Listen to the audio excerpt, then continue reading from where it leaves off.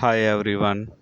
Today we will explore one of the most fascinating aspects of renal physiology, that is tubular reabsorption and secretion. These processes are central to how our kidneys maintain homeostasis by selectively reclaiming substances from the filtrate and secreting others into it. We will take overlook of kidney function. The kidneys are remarkable filters, processing about 180 liters of plasma every day. Of this, only about 1 to 2 liters leave the body as urine. This balance is achieved through three core mechanisms, that is, filtration, reabsorption, and secretion. Today, we will focus on the latter two, that is, tubular reabsorption and tubular secretion.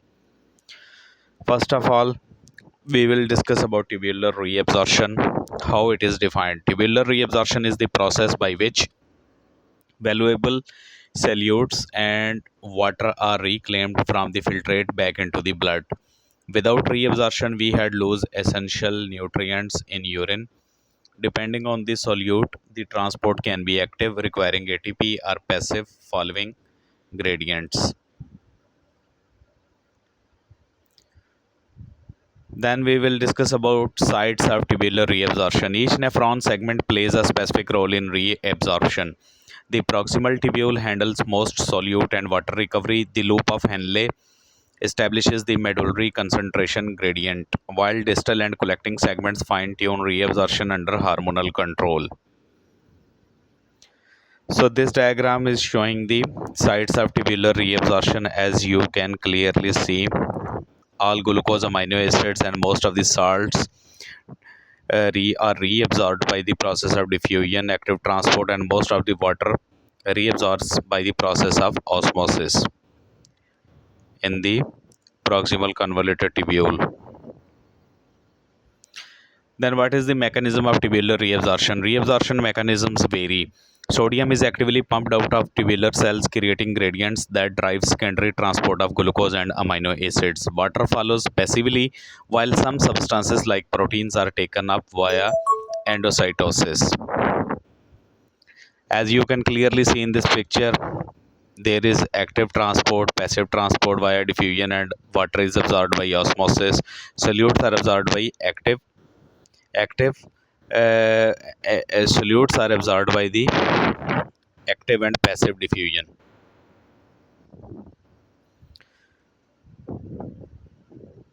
Then we will discuss about tubular secretion. Tubular secretion works in the opposite direction. It actively adds substances from blood into the tubular fluid. This process helps to eliminate waste, control pH, and manage potassium levels. What are the sites of tubular secretion? The proximal tubule plays a major role in secreting organic acids and drugs. The distal tubule and collecting duct further regulate acid base and electrolyte balance, primarily under hormonal control.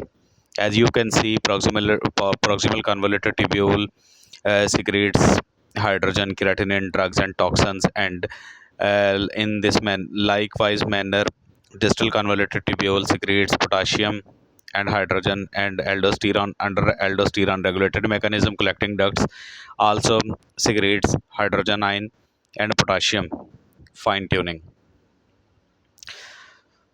So tubular secretion is reabsorbed.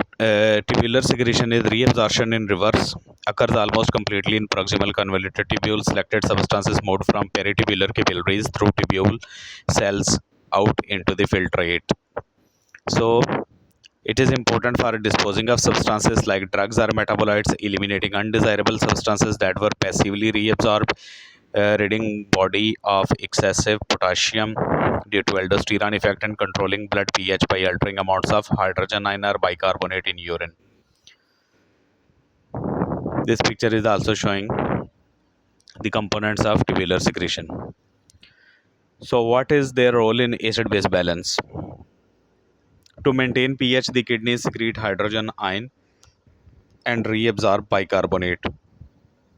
Additionally, ammonia acts as a buffer that neutralizes acid in the tubular fluid, ensuring acid-base homeostasis. Hormonal regulation. Several hormones modulate tubular function. Aldosterone promotes sodium retention and potassium excretion. ADH regulates water permeability, and parathyroid hormone fine tunes calcium and phosphate handling. So this picture is showing the glomerular filtration, tubular reabsorption, and tubular secretion. All these processes occurring through the kidney and showing the absorption of various components like water, glucose, amino acids, and needed ions, and also showing the secretion of the important ions from the kidney. Clinical disorders often reflect tubular dysfunction. For example, glucoseuria occurs when glucose reabsorption is overwhelmed. Tubular acidosis results from impaired acid secretion, and many diuretics work by altering specific transport processes in these segments. In summary, tubular reabsorption and secretion are complementary processes that ensure the kidneys precisely regulate body fluid composition, conserving what's needed and excreting what's not. Thank you very much for listening this lecture. Hope to see you again in upcoming lectures. Until that time, good luck to all of you.